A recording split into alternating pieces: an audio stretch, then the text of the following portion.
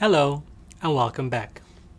In this video we will reflect on Marcel's interviews with Thomas van Straaten, who works for Consumatics, and the scholar Anahid Kassabian, who does research on music and sound that we don't always notice. She focuses especially on music and sound in the digital environment. The first thing that Thomas van Straaten and Anahid Kassabian share is that they both deal with music that we don't always notice, but which influences our behavior. Anahid referred to this as music that is noticed somewhere between our consciousness and subconsciousness. Music that is there, but which is not the center of our attention, or at least not meant to be at the center of our attention. And located there, between consciousness and subconsciousness, the music has an effect on our behavior. Thomas explained how music affects our biology. Fast music makes our heart rate go up, whereas slower music calms us down. And this effect on biology has an effect on our behavior. For example, if we're sitting in an expensive restaurant, relaxed background music may influence us to stay a bit longer, perhaps order another drink or order dessert instead of only coffee. On the other hand, restaurants which have a high turnover, such as fast food restaurants, prefer to serve as many guests as possible, and therefore they might prefer more high energy music. Music that is fine for having a quick meal, but not for a whole evening. So music can, as Anahid Kassabian pointed out, affect our mood and disposition, making us more or less willing to be at a certain venue, stay there, and very importantly, it can arguably make us spend more money. And this effect music has on our behavior, more precisely on our spending behavior, makes music design an interesting strategy for entrepreneurs.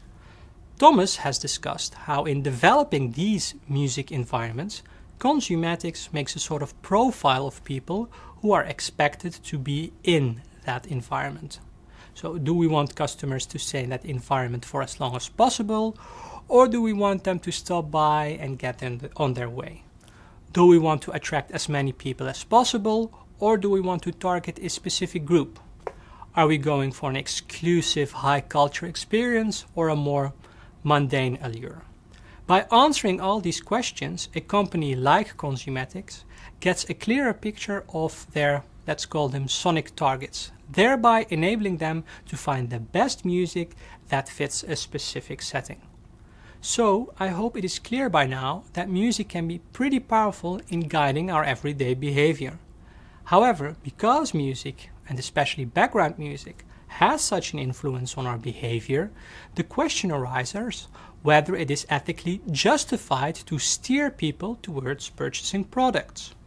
This influencing effect music has on our behavior can arguably be used to manipulate people into becoming acquiescent purchasers. Anahid painted a pretty balanced picture, showing that on the one hand, background music and muzak have been an intricate part of our everyday society since the beginning of the 20th century. So why should we perceive such a phenomenon that is part of our society as unethical?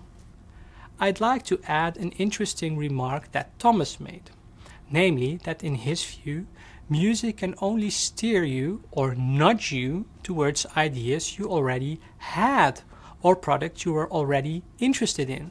So it isn't as if background music makes us want things we otherwise never would have wanted.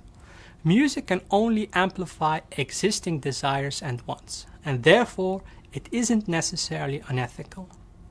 However, on the other hand, Thomas also rightfully pointed out that people aren't necessarily rational creatures in terms of economic behavior.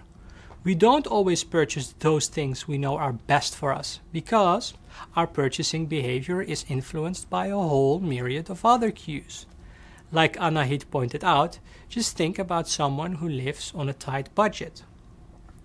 Although it would be not rational for him or her to buy an expensive TV or go out for an expensive dinner, that person may still have those desires to buy the TV or dinner.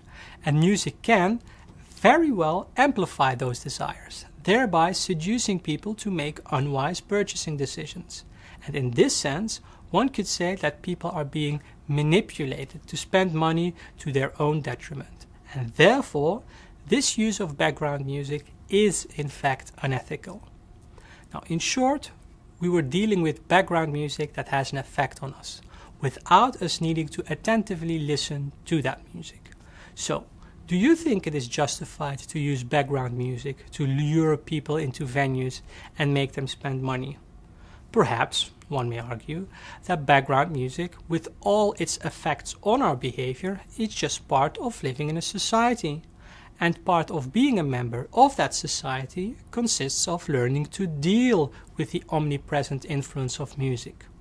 On the other hand, you may also argue that it's exactly the task of society to protect us from these manipulative uses of music, especially because music can affect us on a subconscious level.